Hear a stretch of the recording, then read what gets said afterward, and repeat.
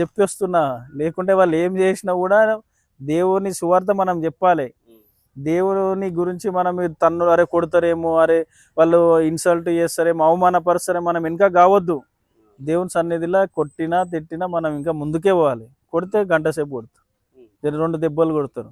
కానీ దేవుని దగ్గర మనకు లెక్క ఉంటుందమ్మా. దేవుని దగ్గర మనకు తీర్పు ఉంటుంది, దేవుని దగ్గర మనకు ఫలం ఉంటుంది. అందుకే నేను కూడా భయపడలే. కానీ చెప్పినా కూడా అర్థం కాని భాషలు ఉన్నాయి. అంటే మనం ఇక్కడ సిగ్గు పడకుండా ప్రయాసం కొలది మనం అనేక మందికి సువార్త చెప్పాలి. సువార్త చెప్తే అదే మన ఆస్తి.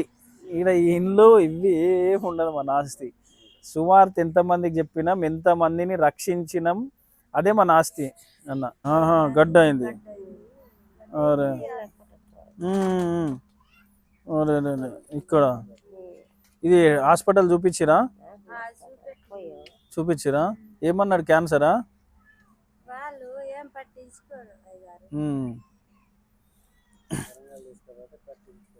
అంటే వరంగల్ హాస్పిటల్ తీసుకోతే ఏమన్నారు? విశ్వాసం ఉంచుతున్నావా దేవుడు నాకు ఇది తక్కువ చేస్తాడని? మనం ఆవగింజంత విశ్వాసం ఉన్నాడలా ఈ కొండను ఇక్కడి నుంచి తీసి సముద్రంలో పడంటే పడుతుంది. అంటే విశ్వాసం ఉంటే ఏదైనా సాధ్యం మనకు దేవుడు చెప్పిండు.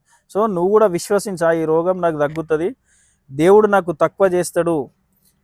మీరు బైబిల్లో చూసే ఉంటారు, కళ్ళు లేని వారికి కళ్ళు ఇచ్చిండు, కుష్ఠరోగులకు స్వస్థత పరిచిండు, కుంటెళ్లకు కాళ్ళనిచ్చిండు, చూపు లేని వాళ్ళకు చూపిచ్చిండు. అట్లని ఇట్లా రక్త ప్రవాసం లేని వాళ్ళకు రక్తము ఆ ప్రవాసం కూడా మంచిగా చేసిండు.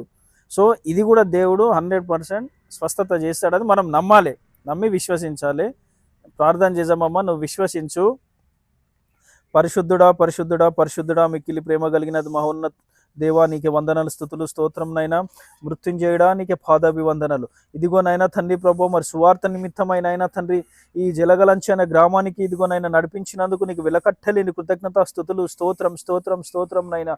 అవునైనా తండ్రి ప్రభు, ఇక్కడ భయంకరమైన జీవితంలో అయా ఇదిగో ఉన్నారు నైనా తండ్రి ప్రభు.